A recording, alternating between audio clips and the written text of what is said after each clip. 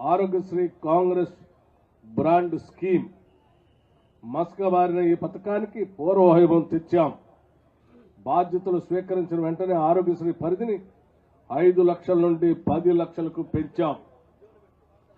27 ఎకరాల విస్తీర్ణంలో 2,700 కోట్ల రూపాయల వ్యయంతో నయా ఉస్మానియా ఆసుపత్రి భవన సముదాయాన్ని నిర్మిస్తున్నాం. రాష్ట్రంలో అనేక చోట్ల వైద్య విద్య కళాశాలలను నిర్మిస్తున్నాం. ప్రజాప్రభుత్వం ఏర్పడిన తర్వాత వైద్య ఆరోగ్య రంగంపై 16,521 కోట్ల రూపాయలు వ్యయం చేశాం. ప్రజాప్రభుత్వం బాధ్యతలు స్వీకరించిన 48 గంటల్లోనే మహాలక్ష్మి పథకం కింద ఆడబిడ్డలకు ఆర్టీసీలో ఉచిత రవాణా సౌకర్యాన్ని కల్పించాం.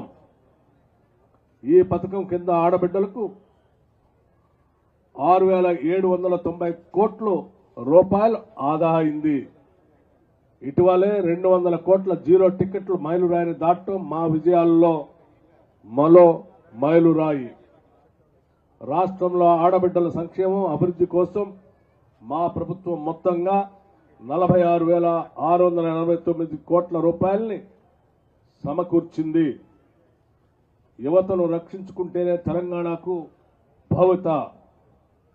యువత ఉద్యోగ ఉపాధికి పెద్దపీట వేస్తున్నాం. బాధ్యతలు స్వీకరించిన మరుక్షణం టీజీపీఎస్సీని సంస్కరించాం.